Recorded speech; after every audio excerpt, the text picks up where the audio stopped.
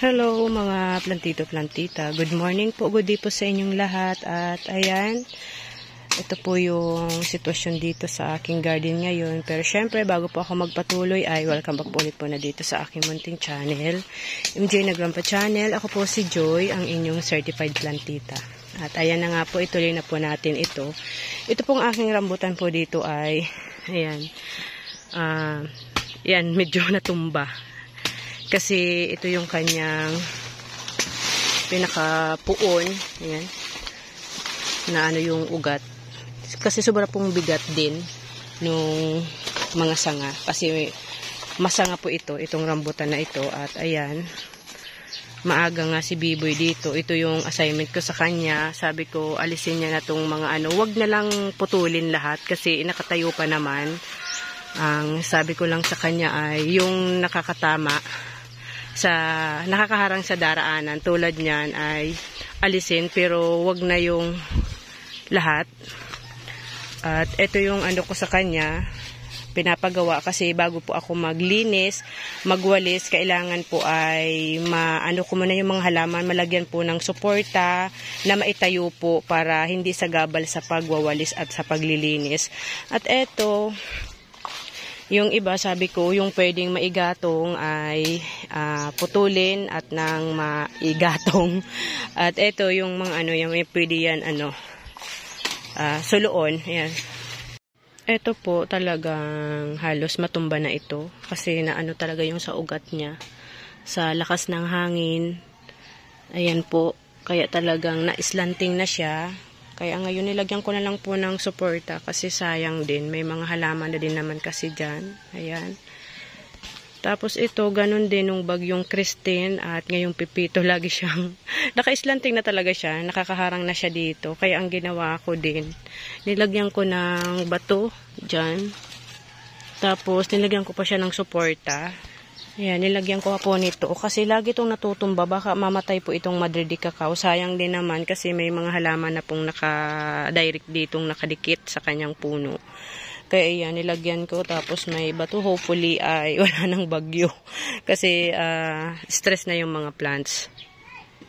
Ito naman. Ito po, inalis ko na kasi bulok na talaga siya. Wala na siyang ano, tibay. Wala nang tibay.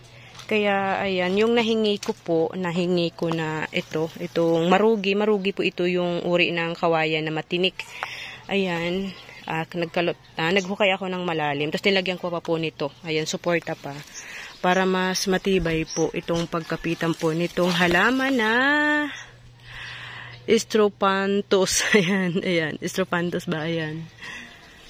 Ayan, para mas okay, kasi ang hirap po magwalis na ang dami pong tumba kasi nagtatumba-tumba talaga yung mga halaman.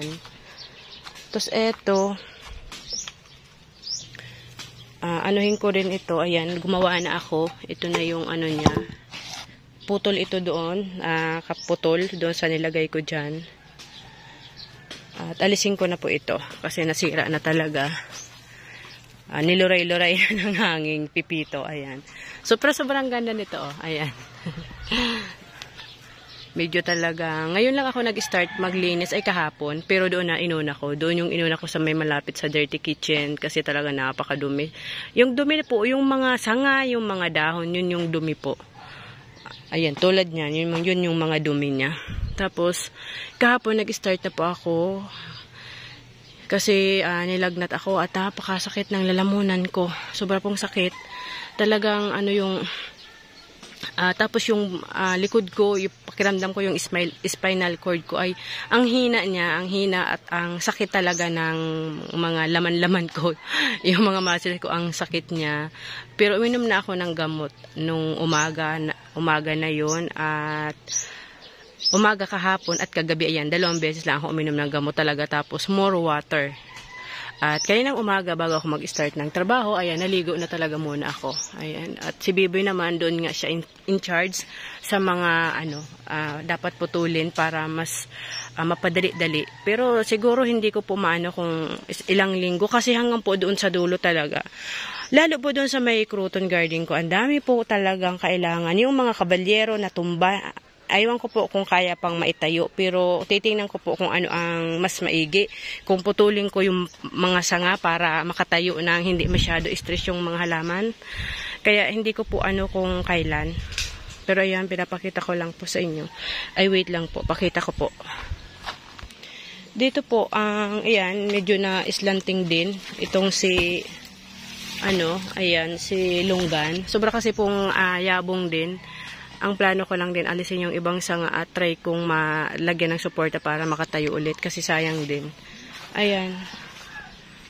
Kaya hindi pa po biro ang dito. Mga linisin. Sobra pong daming linisin. Hindi ko masabi kung kailan ito matatapos. Kasi talagang ang dami. Tapos ayan dito. Ito nga po. Aywan ko po kung maitatayo pa ito. Pero pwede naman siyang putulin ko yung mga sanga para hindi mahirapan makarecover. Itong dunya ko ditong pula, ayan, na higa na rin. Kaya wait lang po, ang hirap dumaan. Mahirap dumaan. Saglit po. Ay, hindi tayo makadaan. Wait po. Sana ay mas malakas tayo. Bigyan tayo ni God ng lakas para magawa itong mga trabaho dito. Hindi na po tayo makadaan. Wala na tayong madaanan. Wait po. Ayan dito.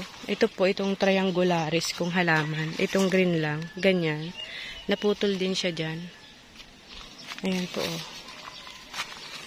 Tapos ayan. Yung hangin kasi ay from ayan dyan, silangan dyan po sa may harap silangan. Ay galing doon. Kaya kung makikita nyo po yung ng bayabas ay papunta doon. At dito, ayan. Natumba din. Pero mas maigi yata nito. Bawasan yung sanga para po maka-recover. Maka-recover sila. At eto. Ito yung sitwasyon dito. Talagang natumba. Kailangan po nito ang oras. Talaga pong oras ang kailangan. Hindi ito makukuha ng madalian. Ayan yung mga croton natumba. Ayan po. Natumba din. Doon mga natumba rin doon. Kaya ang dami pong aayusin ko dito. Ayan, sunod ko pong update sa inyo dito pag malinis na, yung naayos na. Ayan. Ayan. Tapos yun, ito yung halaman na itong nagkakahoy, ganyan. Tapos yung bunga, ito, ayan, naputol. Tapos yung mga tanim kong kamuting kahoy, ayan, tumubo naman ha. Hindi lang sila ganung kataba.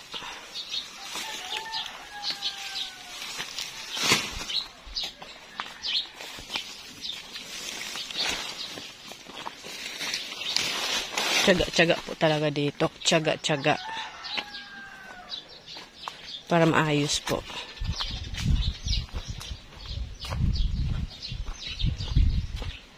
Ito, mabuti hindi ito mga natuluyang maputol. Itong kamantigi. Ayan, huminto muna si Biboy. Nagluto muna. Ayan, ito na lang ang ipapaputol ko sa kanya. Ayan, pabawas ko lang siguro yan. Para hindi nakakasagabal pagdaan at hindi rin makasagabal sa ibang halaman.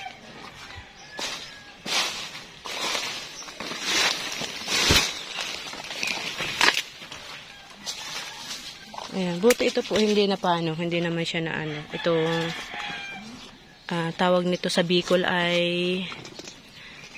ang tawag nila, ang tawag? Nakalimutan ko, wait po. Tamaylan. Ayan, Tamaylan ginger to sa Bicol. Aywan ko sa Tagalog. Pero kind of ginger plant. Ayan, siguro dapat ko na itong putulin. Itong aralya. Sa sobrang lakas po ng hangin, talagang talaga yung mga dahon. Naputol yung mga dahon. Napansin nyo po, oh. Yung mga dahon. Tapos ito, mga natumba to, inano ko na lang, pinatayo-tayo ko na lang. Ayan, ipagpapatuloy ko po muna ito at sunod ko pong update sa inyo ay pag naayos na, nalinis na.